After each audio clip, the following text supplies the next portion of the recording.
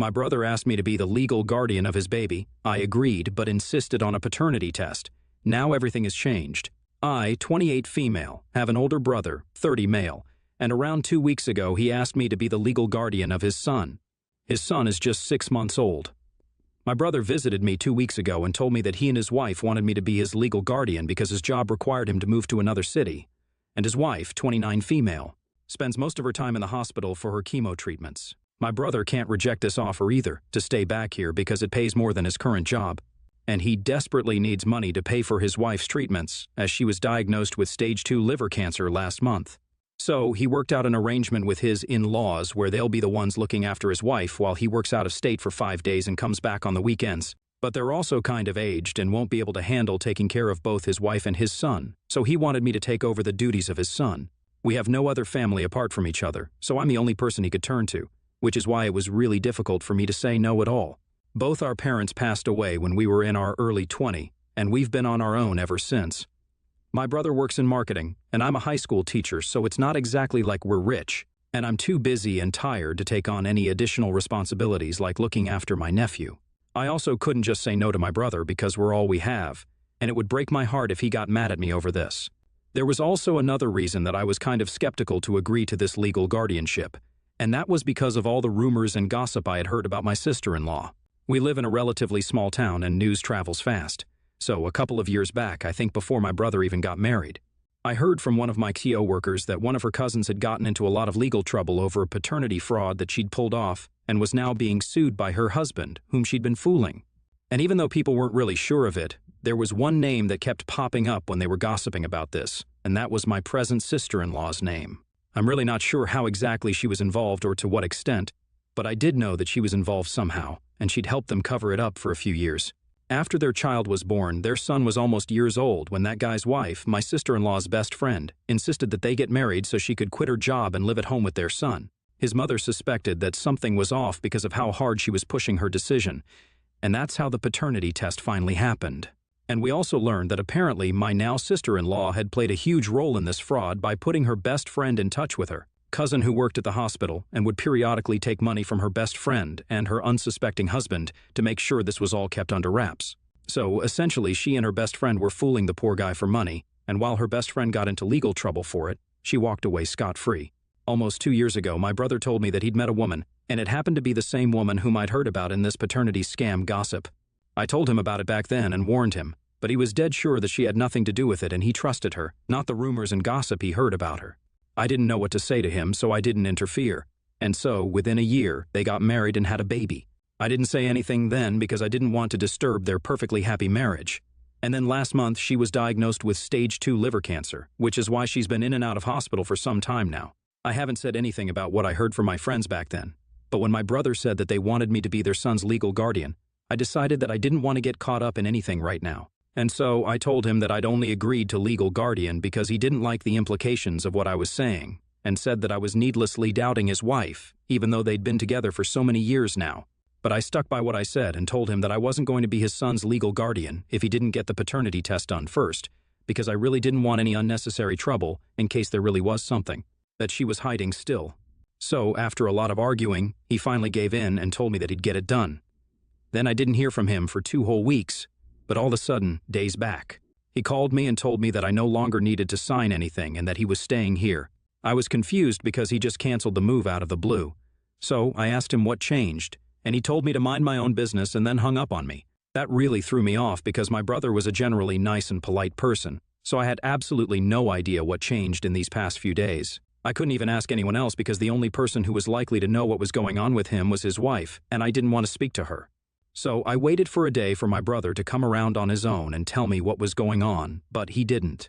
So I did what I had to and called out my sister-in-law instead for some answers. She answered as soon as I called, and when she did, she didn't waste a second before she started screaming at me and accusing me of ruining her marriage.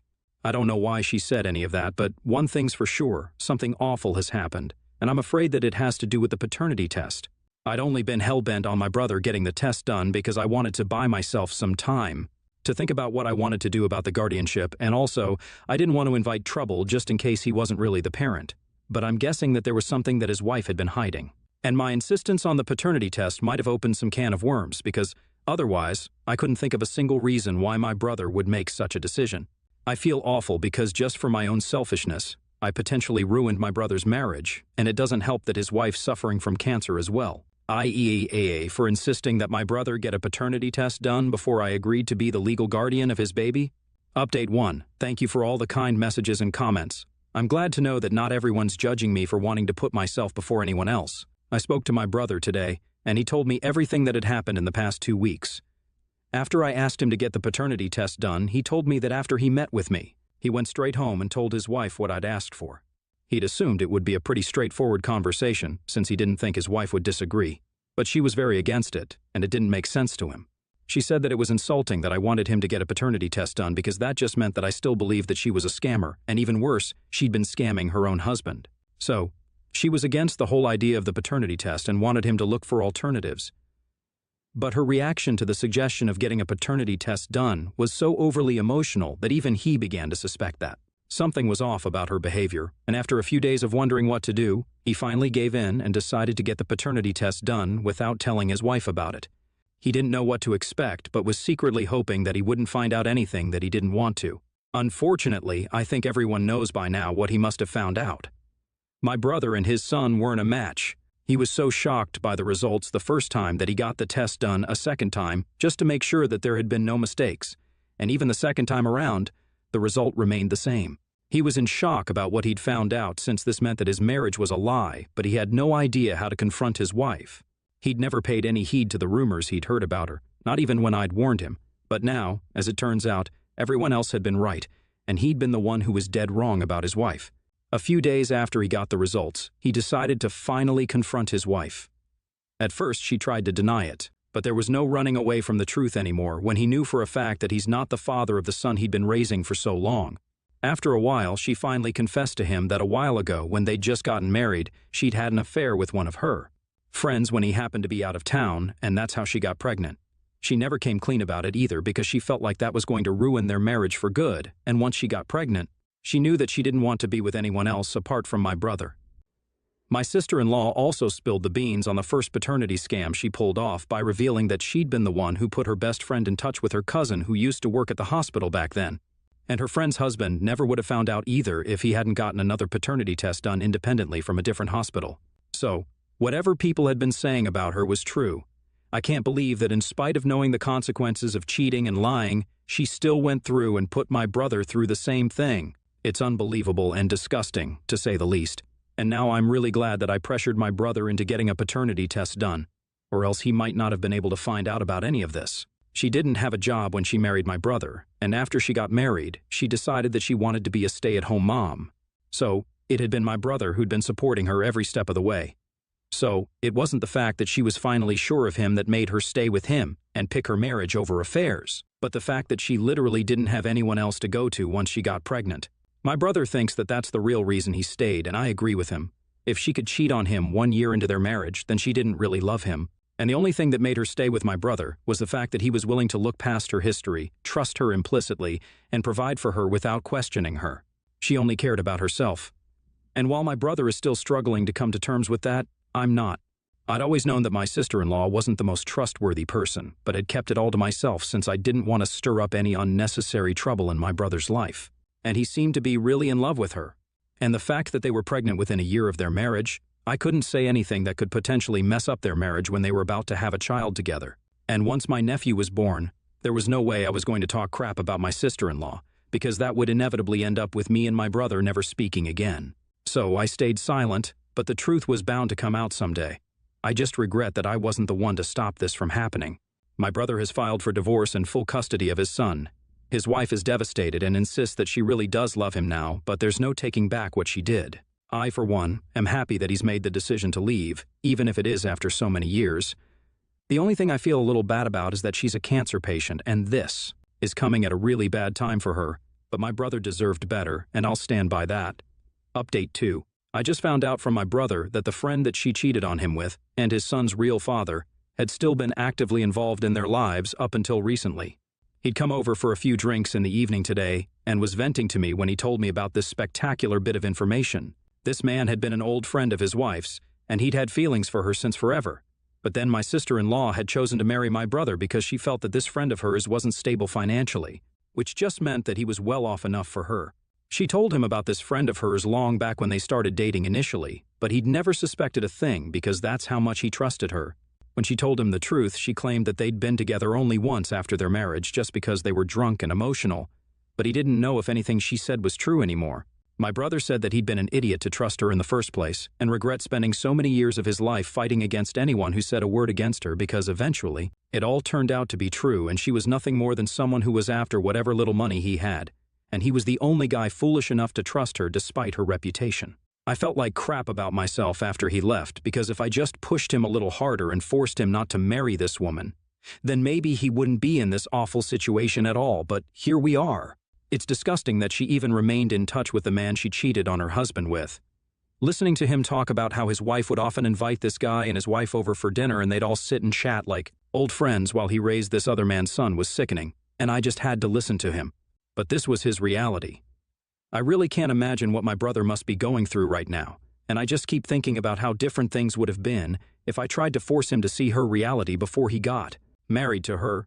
It sucks that he's having to go through all of this just because he chose to love someone who didn't deserve any of it.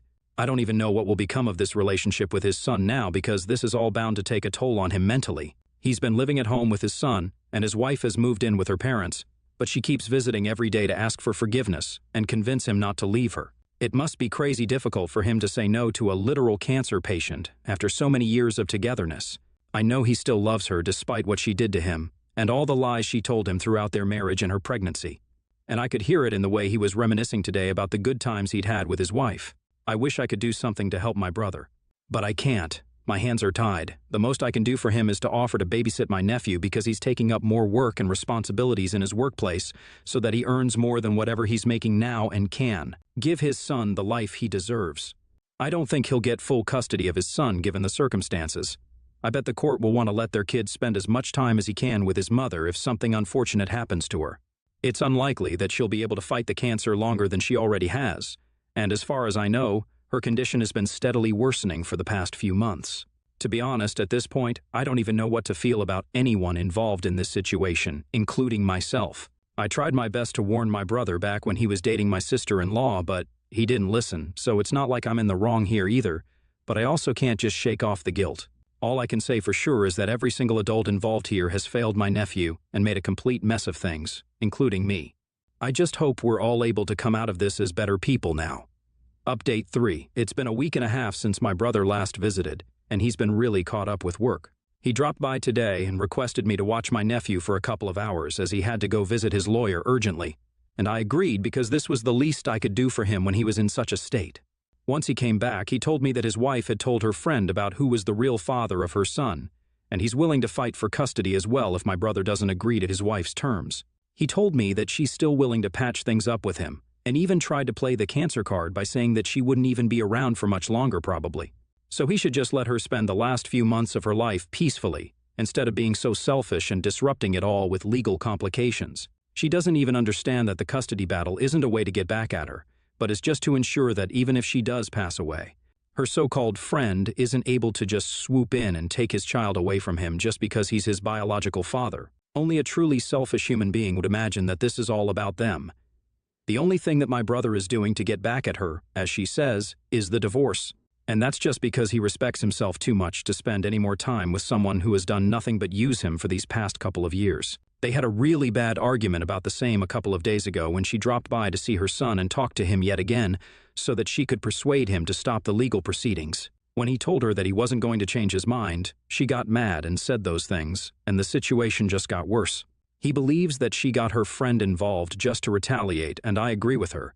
I don't even know what her friend's wife is going to say about all of this. They've only been married for 4 months according to what my brother told me, and this is some insane crap that they're getting into. I'm grateful that my nephew himself is blissfully unaware of any of this, and even today, he seemed as happy as ever. I hope that he stays this way forever because the poor kid really shouldn't have to deal with so much from such a young age. Update 4. Hi everyone, my sister-in-law visited me today to see my brother. He'd been here to drop the baby off for a while, and he'd been avoiding her for a few days. So she turned up at my house because she knew he was likely to come here. I tried to tell her to go away, but she looked so sickly and weak that I was having a really hard time turning someone like that away, so my brother took over for me, and instead of turning her away, he invited her into the house and told her to make it quick because he also had to leave for work soon. I was in the room with them, and the entire conversation happened right in front of me, which made me feel like I was intruding on something really personal. My sister-in-law was pleading with my brother to let her have joint custody, and she'd somehow managed to get rid of her friend since she didn't even want to involve him in the first place. But her emotions got the better of her, and she ended up telling him the truth, which is why he got involved. She said that she'd made her peace with the divorce and wasn't even going to contest it, but she desperately needed to see her baby because her cancer was just getting worse, and it had already progressed to stage 3 according to what her doctors told her this week, so she needed to spend as much time as she could with her son. I thought my brother was going to say no by how distraught he looked, but instead, he told her that the most he could do for her at this point was that he could let her have supervised visits. He told her very calmly that she'd lied to him for months, and that he couldn't just accept it and move on just because she was sick. He was also suffering, and just because his pain and scars didn't show didn't make it any easier for him. He told her that he'd fought against everyone who called her a gold digger and a scammer, but eventually that's what the truth was since she cheated on him in spite of how hard he'd been defending her. So, now for his own sake and the sake of his son, he wanted to let her go and start afresh.